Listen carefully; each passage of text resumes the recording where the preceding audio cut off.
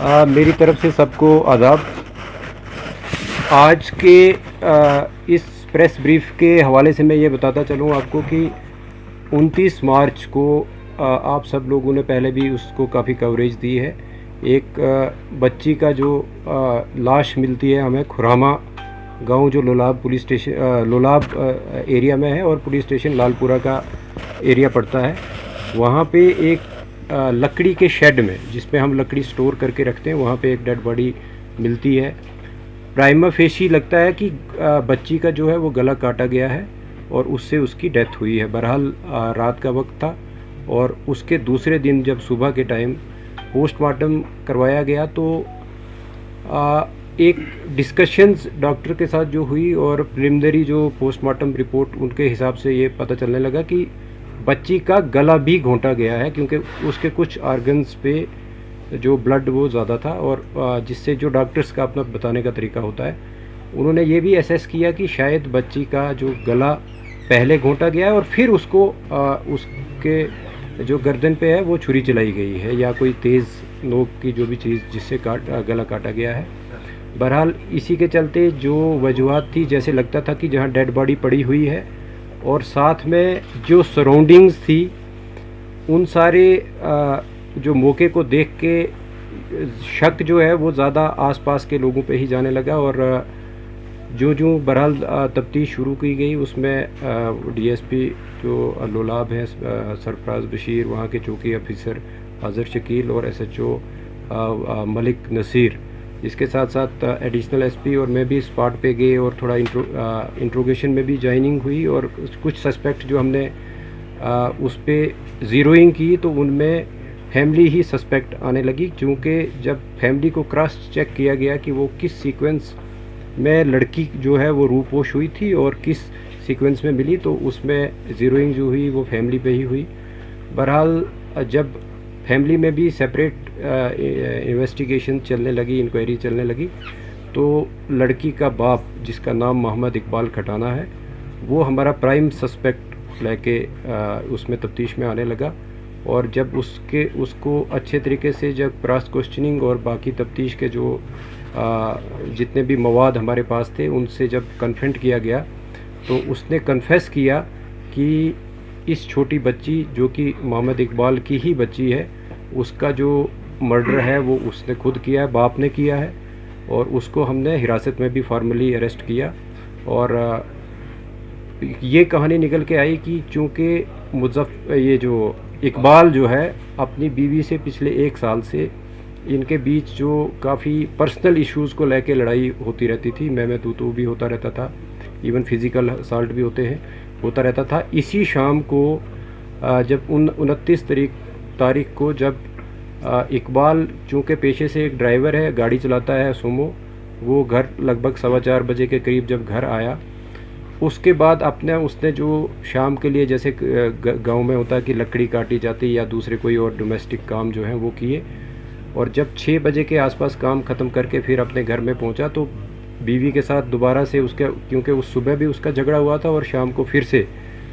उसका काफ़ी लड़ाई हुई, आपस में बहस मुबासा हुआ और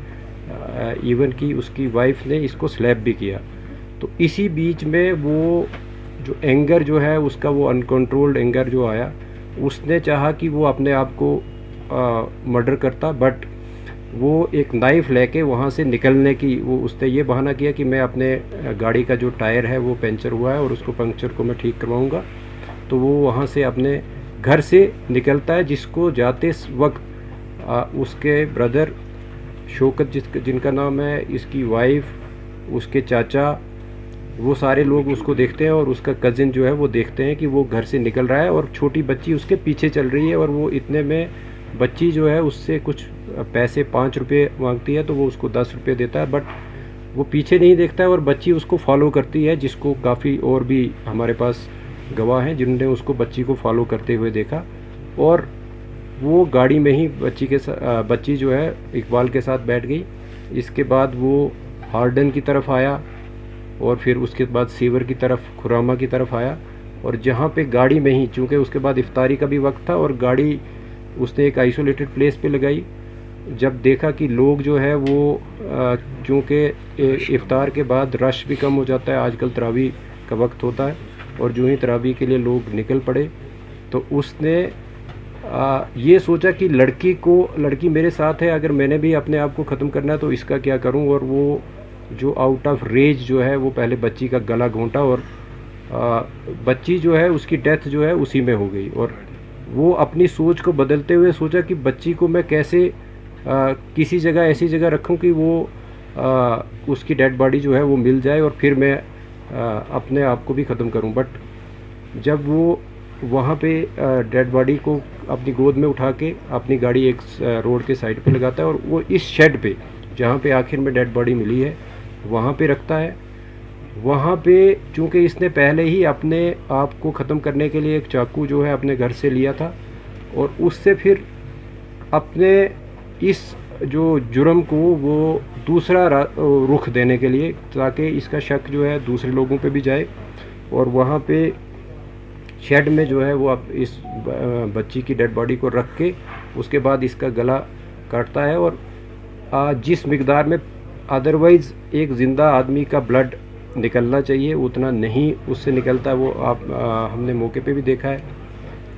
उसके बाद ये चाकू को धो के और अपने पास रख के फिर जाके अपनी गाड़ी को लाके हिस्ब मामूल जहाँ पे ये गाड़ी को रखता था वहाँ पे ही गाड़ी को दोबारा पार्क करके जब घर जाता है, उसके बाद ही घर वाले इसको पूछना शुरू होते हैं कि बच्ची आपके साथ गई थी और बच्ची कहाँ पे है। तो वो ये बहाना बोलता है कि बच्ची मेरे साथ नहीं थी। अलबत्ता चूँकि 3-4 लोग जो मैंने पहले भी जिक्र किया कि जिन्होंने उसके फॉलो करते हुए देखा था बच्ची को,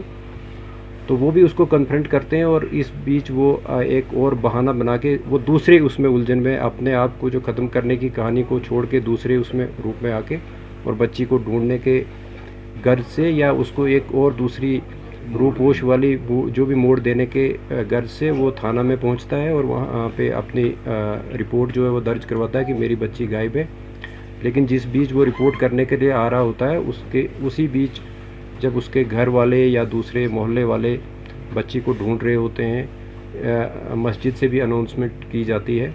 और उसकी वाइफ को ये बच्ची इस शेड में स्पॉट होती है डेड हालात में। तो वहाँ से फिर बच्ची को बरामद करके वो फिर से जो मैंने पहले शुरुआत में की कि बच्ची को किस तरीके से फिर उसका पोस्टमार्टम किया गया और बाकी जो सारी कार्रवाई मुकम्मल की गई। अभी तक की तफ्तीश में सिर्फ मोहम्मद इकबाल ही एक वाहिद सस्पेक्ट जो वाहिद मुलजिम जो है वो सामने उभर के आया, ट्रांसपायर हुआ है इन्वेस्टिगेशन में, और उसी को गिरफ़्तार भी किया गया है। जिस चाकू से उसने बच्ची का गला काटा था वो भी उसने फिर किचन में एक और मखसूस जगह पे छुपा के रखा था, वो भी बरामद किया गया है। इसके साथ साथ उसके कपड़े जिन पे जो उसके कफ्स होते हैं कॉलर, ये जो बाजू के, उनसे भी ब्लड जो स्टेन्स मिले हैं और उनको भी सीज़ किया गया है। और जहाँ जहाँ पे वो रुका है और जिस तरीके से हमने टेक्निकल जो एविडेंस को कलेक्ट किया है वो बिल्कुल कॉरोबरेट होता है कि वो कहाँ कहाँ गया था और किस किस कौन कौन सा उसका मूवमेंट पैटर्न रहा है, वो भी सारा इस्टेब्लिश हुआ है।